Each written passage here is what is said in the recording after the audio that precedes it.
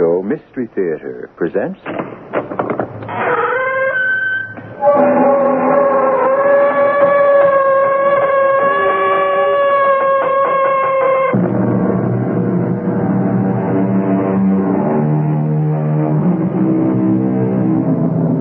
Come in. Welcome. I'm E.G. Marshall.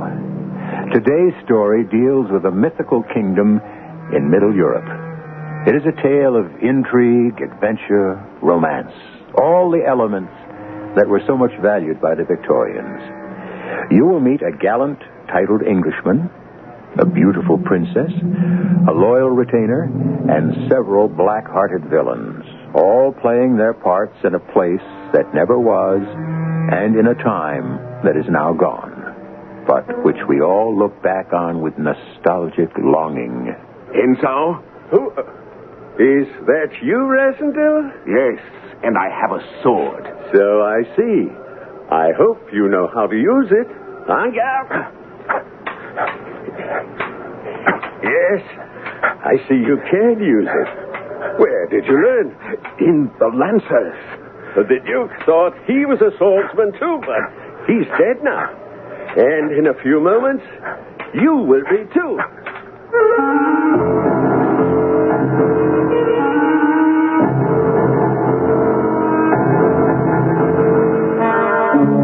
Our mystery drama, The Prisoner of Zenda, was adapted from the classic by Anthony Hope, especially for the Mystery Theater by Robert Newman, and stars Howard Ross. It is sponsored in part by Buick Motor Division and True Value Hardware Stores. I'll be back shortly with Act One.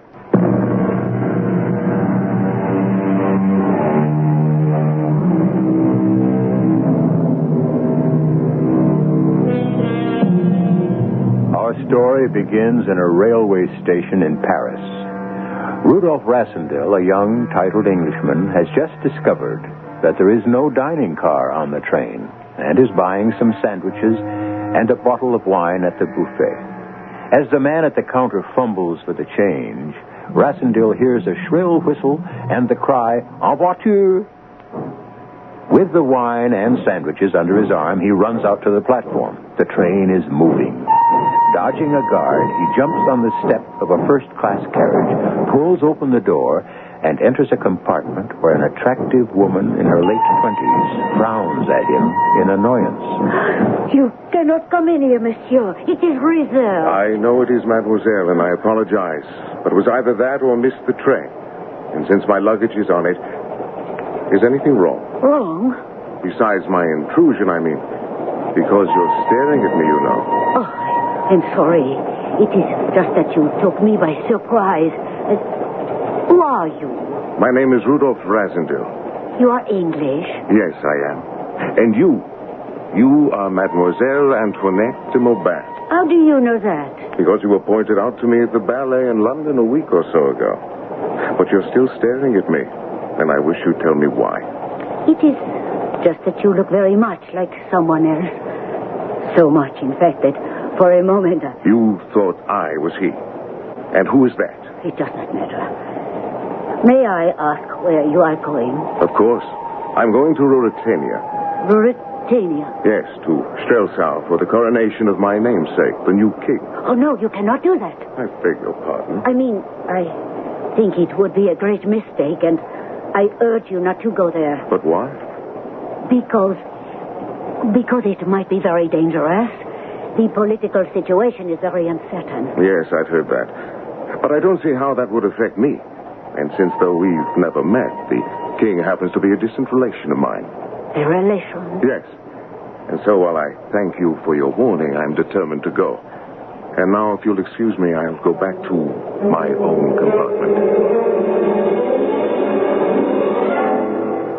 The next morning, we crossed the border into Ruritania. And in the afternoon, I got off the train at Zenda, about 20 miles from Strelsau. I had heard that it was impossible to get hotel accommodations in Strelsau, so I took a room at the inn, and then, wanting some exercise after the long train trip, I went for a walk in the surrounding forest. I had only gone a short way when I came on a heavy-set, gray-haired man in hunting costume. He was carrying a gun, and his back was toward me. When he heard me, he turned and... Excuse me, Your Majesty. I thought of... But you're not His Majesty. No, I certainly am not. Who are you talking to, Fritz? I don't know, but I think we should find out. What do you mean? Well, no, it can't be. Yes, Your Majesty. If it were not for his clothes, I would swear it was you or your twin. Well, I can see that you're as surprised as I am, sir. Yes, I am. I had heard rumors that there was a resemblance. Well, then you know who I am. If I'm not mistaken, you are King Rudolph of Ruritania. Or will be when you are crowned tomorrow. That is correct. And may I ask who you are? Rudolph Rasendil. Rasendil. Then we're related. Yes, we are. I've never been certain as to exactly what degree. Oh, but I'm forgetting my manners.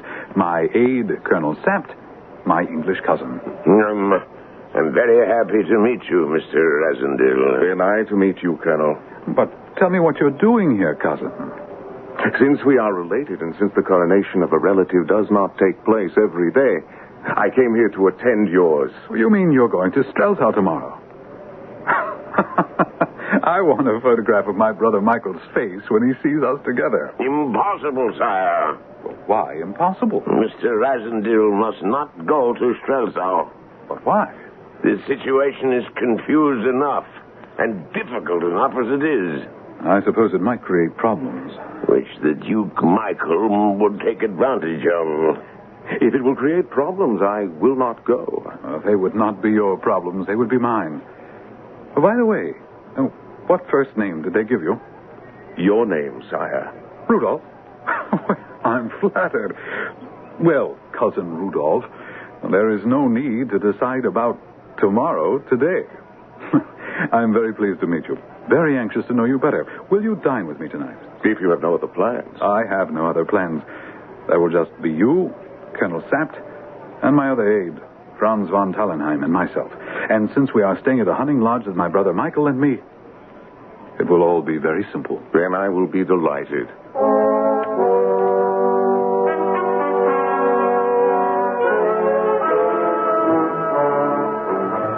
Go on, Cousin Rudolph. Tell me more. There's not much more to tell. As I said, I have one brother, an older one. I have one, too. A younger half-brother, the Duke Michael. Black Michael, he is called. Tell me, do you like your brother? Very much. I do not like mine. And, of course, he hates me. Why, of course. Because he would like to be king. For which I do not blame him. Tell me, are you a swordsman? After a fashion. I know your English reticence. I'll wager you're a good one. Ah, there you are, Franz. Where have you been? At the door.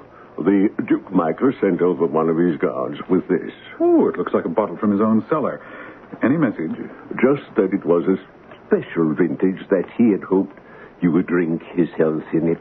That I certainly do. Away with the other bottle, Fritz, and open this one. No, sire, I beg you. No, would you have me insult my brother? Open it, I say. Yes, sire. And pour some for my cousin, Fritz. No, sire, I have had enough. And since it is getting late and you must be up early, I think I should go. You cannot go. I insist that you stay here tonight. But I would appreciate it very much if you would stay, Mr. Rasendil. You seem to have even more influence with him than I. And after all this wine, he is going to be very difficult tomorrow. Very well. If you think I can be of help, I will stay.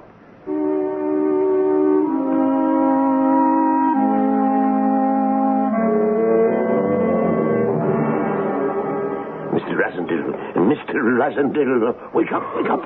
What? Oh, it's you, Colonel. What time is it? It's 5 o'clock. 5? But is anything wrong? Very wrong. Come into the king's room with me. All right. We're not able to wake him up. The colonel and I have been trying for almost half an hour now. We think he has been drugged. He certainly looks that way. His breathing is very odd, but who could have done it? Oh, that's easy. His dear brother Michael. He must have put something in that bottle of wine he sent him. None of the rest of us drank any of it. No, but Why would he do that? It's just as easy and obvious. So His Majesty would not be able to go to Strelsau for the coronation. It'll be hours before the drug wears off. And I suppose you will have to postpone the coronation. It cannot be postponed. If he is not crowned today, he will never be crowned. Why not? It is critical. The whole nation is waiting for him to take the throne. If he does not appear, his brother, the Duke Michael, will seize power and be crowned in his place. But he can't do that. He can and will. Michael is even more popular than the king, and he has a good part of the army with him. They would support him. Why do you think he gave him the drugged wine? Precisely because it would give him a chance to take the throne. But we can't let that happen. Is there nothing that can be done about it? Yes. Yes, there is. Franz and I have been talking about it. You can save him and his crown by going to Strelsau in his place. You mean impersonate him at the coronation? That's impossible. It's not impossible at all. You look enough like him to be his twin. But looks are not enough. Anyone who talked to me would be bound to know. The only people you would have to talk to are the Princess Flavia, and she has not seen him in weeks, and the Duke Michael. Well, what about the Duke Michael? That is exactly what makes it possible. Even if he guessed, and I don't think he would not dare say anything about it, because if he did, he would be exposing himself and his plot. I see what you mean. You and I will ride to the station and take the train to Strelsau, leaving the king here with Franz. After the coronation, tonight, we will ride back here. The king will have recovered by then. He and I will return to Strelsau, and you will leave the country quietly and secretly. I suppose it might work. It will, if you agree to help us. Now, will you? Well, he is a relative, and I like him. And above all, what the Duke Michael is trying to do is not only wrong, but unspeakable. Yes, I'll do it.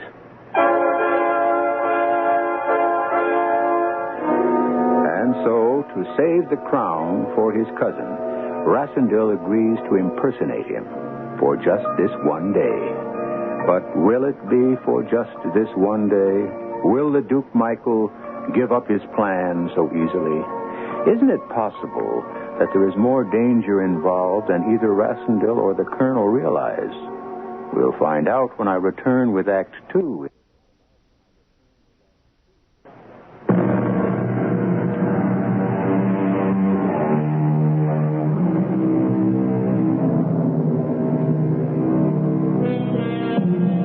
Now back to our story, to Rudolf Rassendyll, who came from England to Ruritania to be present at the coronation of his distant cousin, and who will now be there not as a spectator, but as a principal, impersonating the king himself at the ceremony.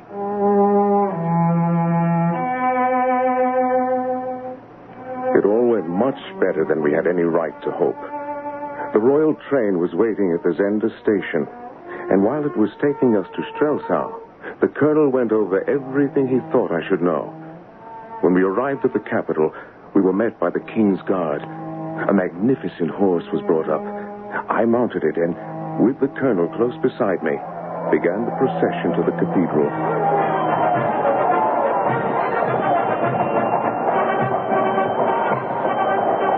As we rode through the crowded streets, there was a shout of, "God save the king!"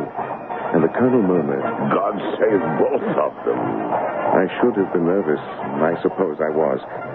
But I was also strangely excited. For who has not dreamed of riding through the streets of a city while the crowd cheered? Then we were at the cathedral. I dismounted, went in, and walked up to the nave as the organ pealed.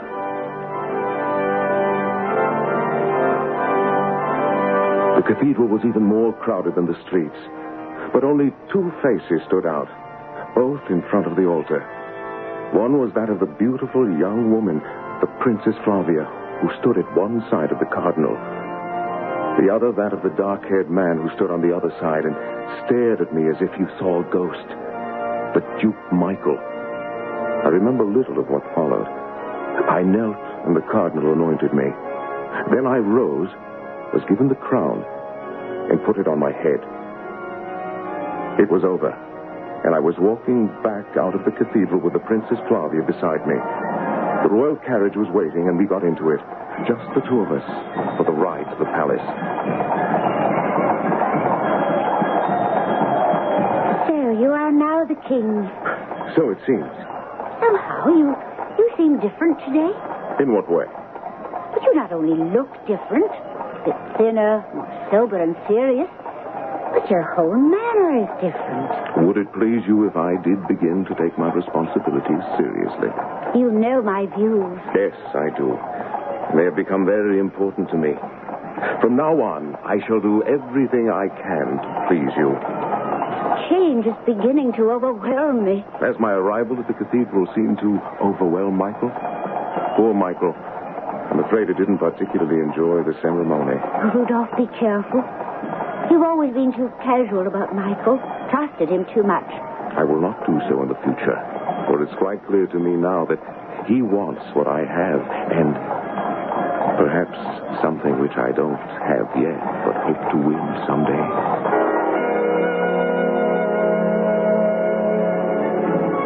We arrived at the palace, and there was a reception which was as much of a blur as the coronation, except for the moment when the Duke Michael came up to me and...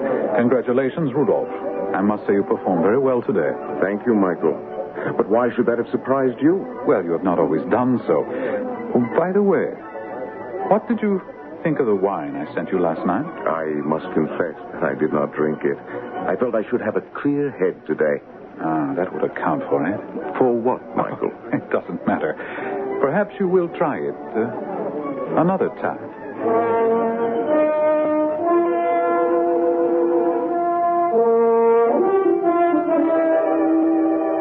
When the reception was over, the colonel conducted me to the king's quarters. As soon as we were alone, he embraced me. Oh, Rasendil, you were magnificent. Now, Colonel Sapt. Well, you were. The king himself could not have done better. I'm glad you thought it went well. But there are some things I wish I had been better prepared for. Such as? Why didn't you tell me how beautiful the Princess Flavia was? I assumed you knew. Just how does she and the king feel about one another? Well, they've known one another since they were children. She is better loved than anyone in the kingdom. And everyone except the Duke Michael, that is, hopes that they will marry. We had dinner alone in the king's quarters, and at midnight we slipped out of the palace and rode back to Zenda. My feelings were mixed when we arrived at the hunting lodge. My masquerade would be over now, and I confess that in some ways I regretted it. France! Your Majesty! France, where are you? It's not possible that he hasn't recovered yet, is it? I don't know. Let's look in his room. Good Lord, look! It's not the king, is it? No, it's France. Dead? Yes. And the king? Gone. Michael must have sent some of his men here to get him. France tried to protect him, and they killed him and took the king. Where? Oh, Michael has a castle here in Zenda. Possibly there. You don't think they killed him too, do you? No. Michael must know that something is wrong now. You were in Strelsau when the king was captured here. He may even know who you are. He could know. We must rescue the king. How can we when we're not sure where he is? But if we delay, Michael may kill him. If he does, you, who are crowned today, will continue as king. Do you think Michael wants that? No. His hands are tied. He cannot kill the king or announce that you are an imposter, because if he did, he would be exposing his plot. On the other hand, we cannot call in the army to rescue the king, for then they would know that it was you who was crowned today and not the king. Are you saying that there is nothing we can do? At the moment, no. We must return to Strelsau, and you must continue playing the king until we decide how we can save him. It was almost 5 a.m. when we got back to the capital, and we were both exhausted. I went to bed, and when I awoke, it was afternoon, and the colonel was standing next to my bed. A letter for you brought by a messenger. It's from Antoinette de Maubin. What does she say? That she has something of great importance to tell me, and asked me to meet her alone at 10 tonight in the summer house on the far side of the palace grounds. It's a trap. The Duke Michael must have gotten her to write it. Perhaps not. She says at the end, ask Colonel Sapt who had the most interest in seeing that the Duke Michael does not become king. Yeah, there is something in that. She loves Michael, there's no doubt about that. And if he did become king, he would not marry her. He would marry the Princess Flavia. So she does have an interest in helping us. I think I should go. It could be dangerous. It could. But the king's life is at stake. And so I will go.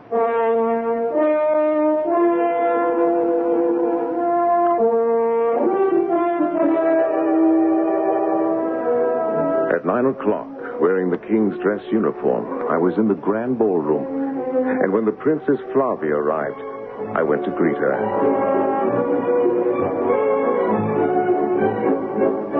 Good evening, Your Majesty. Good evening, Flavia. I've been waiting for you. Will you dance? If it would please you. Oh, it would very much.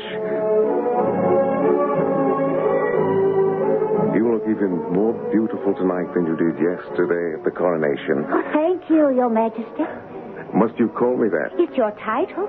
It's not what you called me in the past. It was not your title then. But I would prefer it if you called me what you did. Very well. Rudolph, you really are changed, aren't you? From what I was yesterday? No, but in other ways. You not only dance better than you did, but you seem to be enjoying it. I never enjoyed it more in my life. There is only one thing I would enjoy more. No, there are several things. But I will begin with the simplest. Which is? To be alone with you. Have a chance to talk to you. Forgive me, Your Majesty. May I have a word with you? Why, yes, Colonel. Will you excuse me, Flavia? Of course. Well, Fritz. It's almost 10. If you're determined to go to the summer house, we had better go. Oh, not we. The letter said I was to go alone. I don't like it, Rossendale. 2 of Michael's men, Rupert Henshaw and Detchard, have been watching you ever since they arrived. Still, we must chance it. Tell me how to get there. I will come part of the way with you. Point out the path and wait.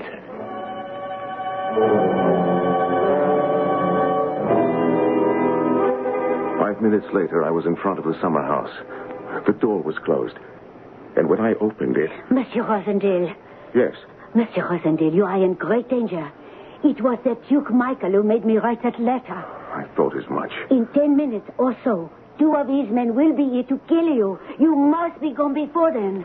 They intend to kill me here? Yes.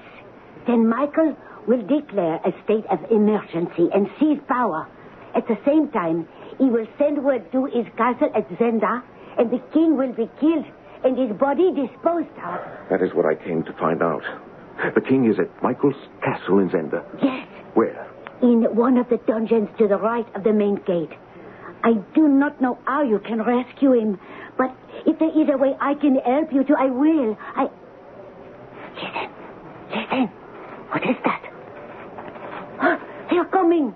Coming before they were supposed to. It doesn't matter. You've told me what I wanted to know. But they will kill you. I'm sure they'll try, but is there a bolt on the door? Yes, I see there is. Mr. Rasendale? Yes, Henshaw. Ah, so you know my name. Mr. Rasendale, I have come to make you an offer. And what is that? Your presence here has made serious problems for someone. The Duke Michael? Well, yes. If you leave the country immediately, he will pay you £50,000. Well, that's quite a generous offer. Do not believe them. Look, they have drawn their swords. If you go out, they will kill you. Oh, perhaps not. This iron tea table will do. Do? As a shield. When I give you the word, open the door. Very well, gentlemen. Relying on your honor, I'm coming out. Now, mademoiselle. What's in the name of... Look out,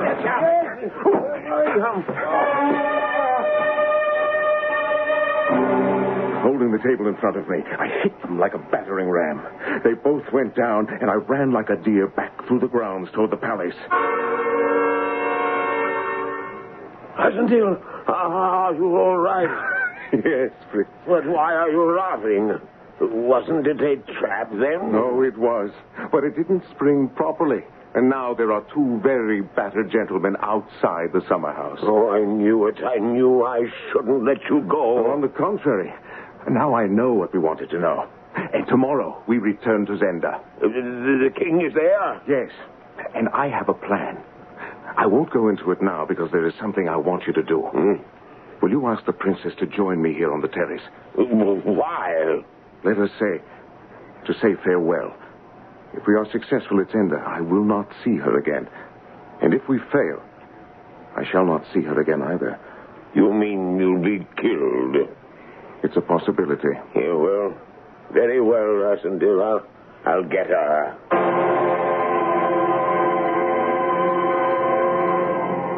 Rudolph, the colonel said you wished to see me. Not just to see you, Flavia, but to talk to you. Or rather, to tell you something. And what is that? Something I'm sure you know. That I love you. I think I have loved you all my life without knowing it. What a strange thing to say. Still, I know what you mean. We've known one another ever since we were children. And I've always been very fond of you. But during this last day or so, ever since the coronation... Yes. I love you, too. My dearest. Oh, Rudolph. My dear Rudolph. Oh, I almost wish that you were not the king. What? Why do you say that? So that I could prove that it is you yourself I love, and nothing else. Oh, my darling, there's nothing you could have said that could have made me happier. I will treasure it all my life. And when I come back, You're going away? Yes. Tomorrow, to Zenda. To do what? Let us say, to do some more hunting. No, you wouldn't go away now just to hunt. It has something to do with Michael, hasn't it? Perhaps.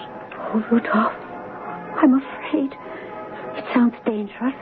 There is some risk. But it is a risk that must be taken if the throne is to be secure. For the house of Elfberg. And for you.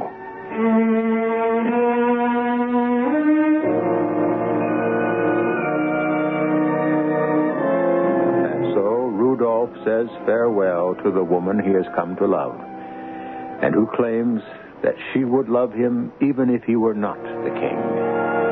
But is it a final farewell, or will he see her again? And what will happen to the king, a prisoner of Zenda? We'll find out when we return shortly with Act 3.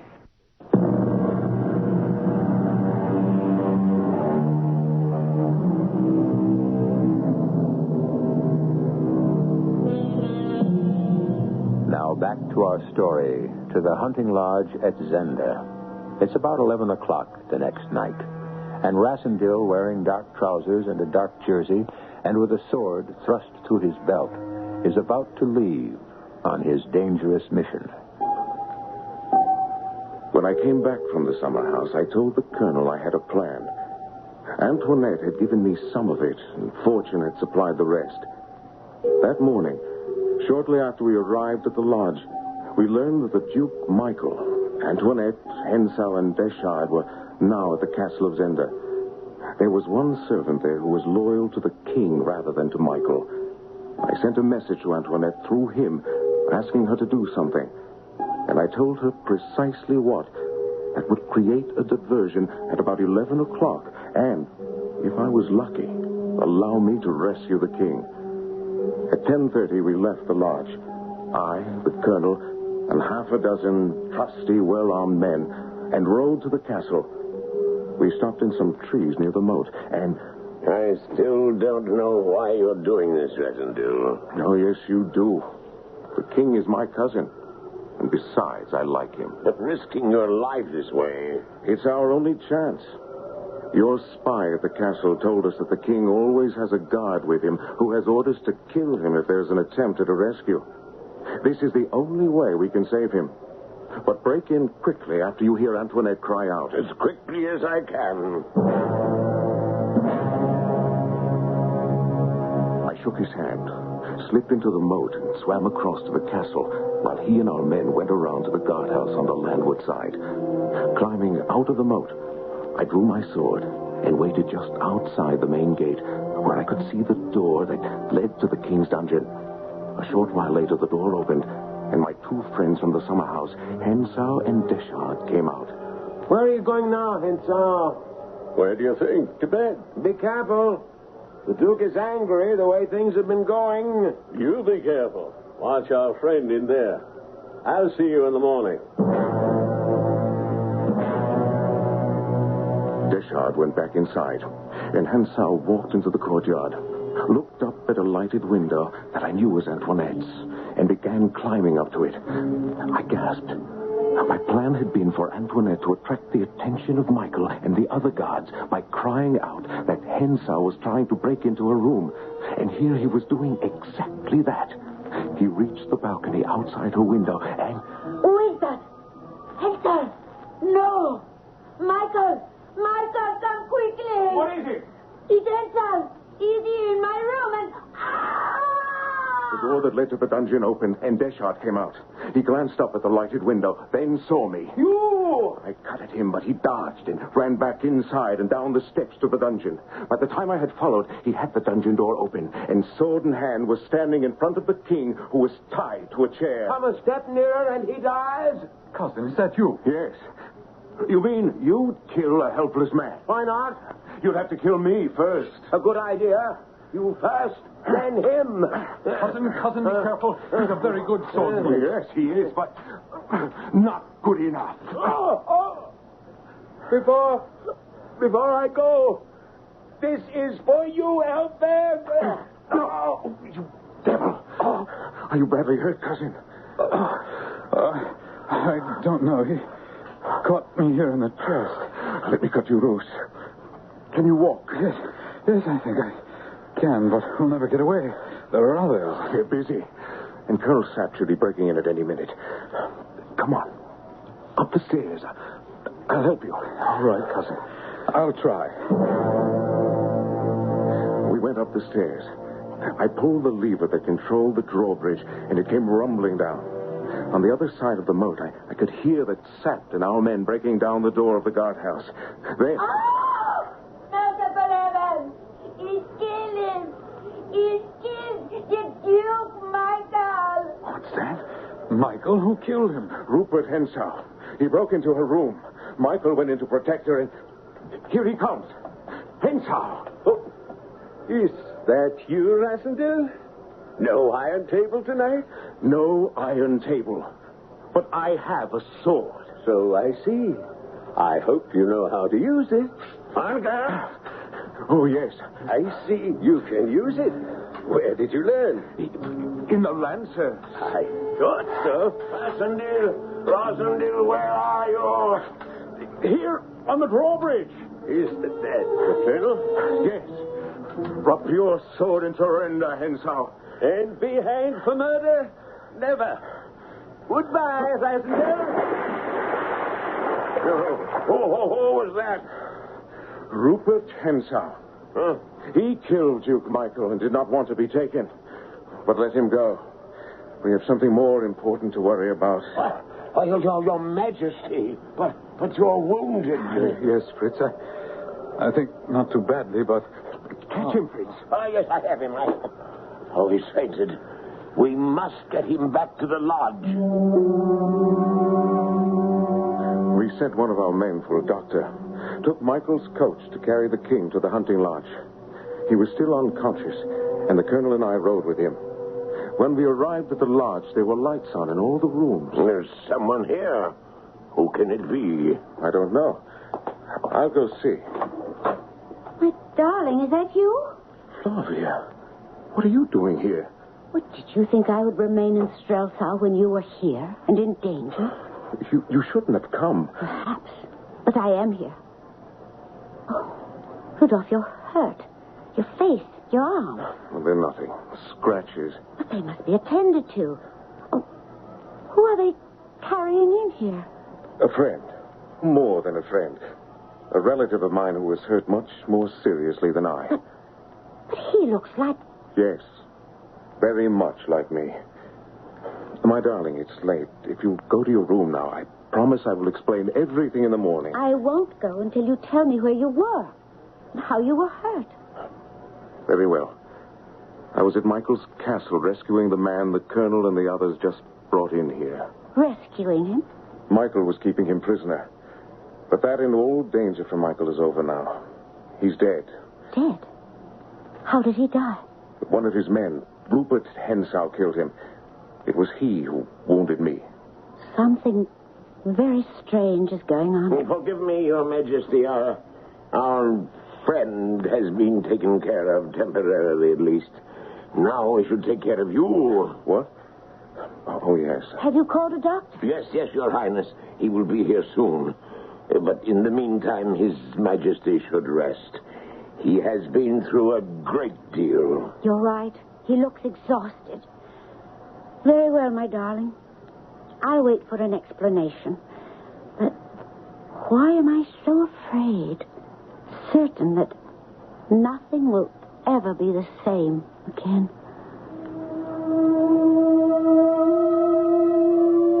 The colonel looked at me sympathetically as we left the room.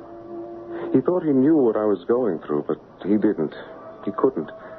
Giving up my role as king was not difficult, but giving up Flavia was something else. And still, what choice did I have? Sick at heart, I went up to one of the bedrooms and stretched out on the bed. I thought I might sleep, but I did not. I was still lying there when the colonel came in early the next morning. The king wanted to see me, he said. Silently, I went with him. Cousin. How are you? Well, the wound is not too serious. The doctor tells me I will be well in a few days. I'm glad. Yes. Yes, I think you are. I don't think I would be in your place. In fact, I'm not sure it would not have been better if I had died. For I think that you would have made a better king than I. Don't say that. Oh, why not, when it's true? I will go now. My work here is done.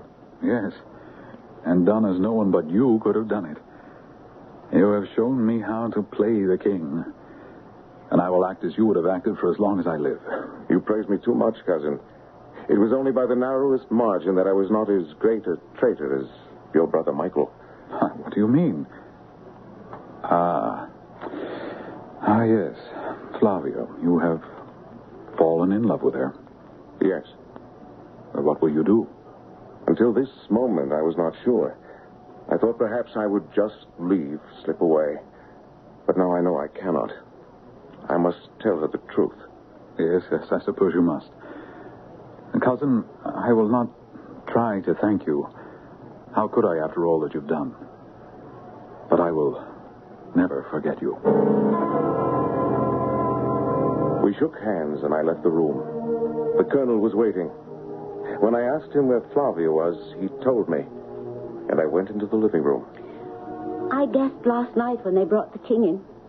And this morning I made the colonel tell me everything. What will you do now? I'm leaving. Going back to England. I thought so. I did not unpack my bag, so I'm ready. Ready? You mean you intend to come with me? Of course. You're mad. You can't do that. There's only one reason why I could not. And that is, if you were not just playing the part of the king, but pretending when you told me how you felt about me. Can you believe that? Don't you know how I feel about you? Did from the moment I saw you in the cathedral? I love you, Flavia. I will love you till the day I die. But what you're suggesting cannot be. Why? Are you not as good a man as the king? Better, in fact? Oh, I love you. I love you with all my heart. And if I can be with you, I will be content in the meanest cottage. And is love all? What else is there? It is duty and honor. If love were all, I might have let the king die in Michael's dungeon. Then I would have had both you and the throne. But I could not.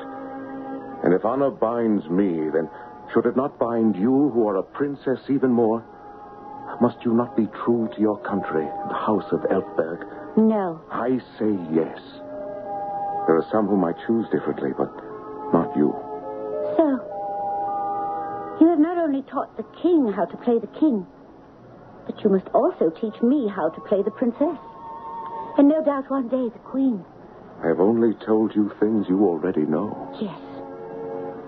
I tried to ignore them, but I knew them. Everything you said. Then you will let me go, and you will stay. Yes. I knew it. Knew you would do what you must. But I had better go quickly then. No. Not yet. Oh, Rudolph, my darling. Take me in your arms once more. Flavia, my dearest. You will always be my king. And you my queen and only love. And now farewell. Oh, Rudolph. Rudolph.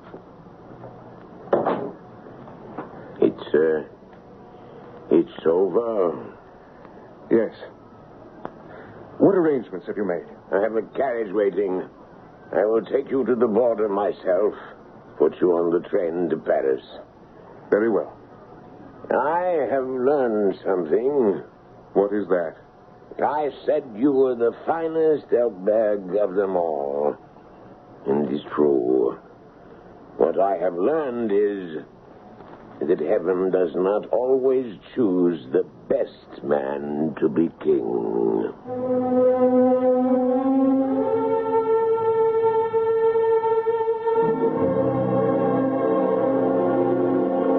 And so, with the colonel's arm around him, Rudolph Rassendyll leaves the hunting lodge, the king whose life and throne he saved, and the woman he loves. The impersonation and the great adventure are over. I'll be back shortly.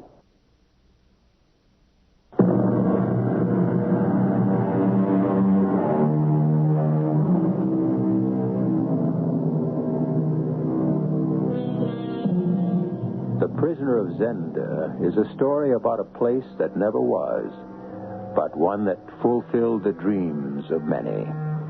For as Rassendyll himself said, who has not dreamed of playing the king? And playing him more royally than any king could? Who has not wished to do daring and heroic things? Love a princess, and in the end, be strong enough to give up all for honor. You would not have done it? To tell the truth, I doubt if I would either. But then, we're none of us Victorians. Our cast included Howard Ross, Evie Juster, Lloyd Batista, Leon Janney, and Dan Acco. The entire production was under the direction of Hyman Brown.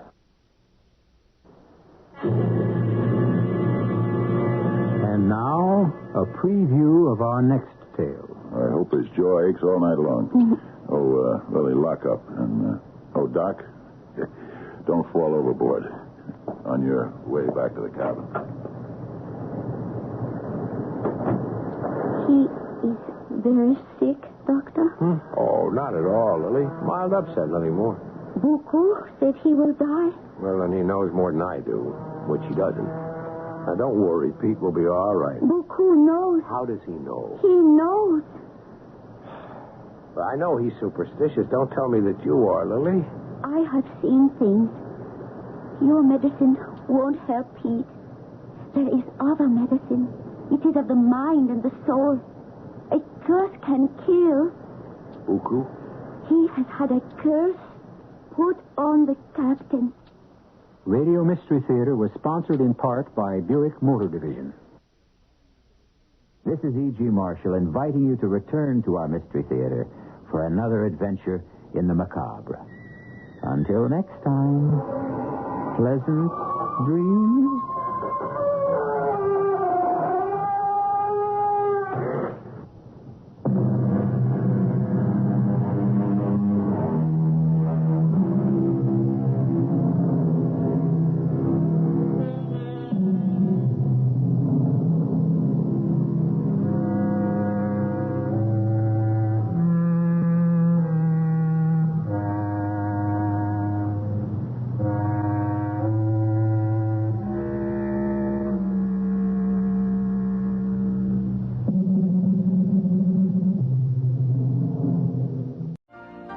You've been listening to the OTR Gold Network.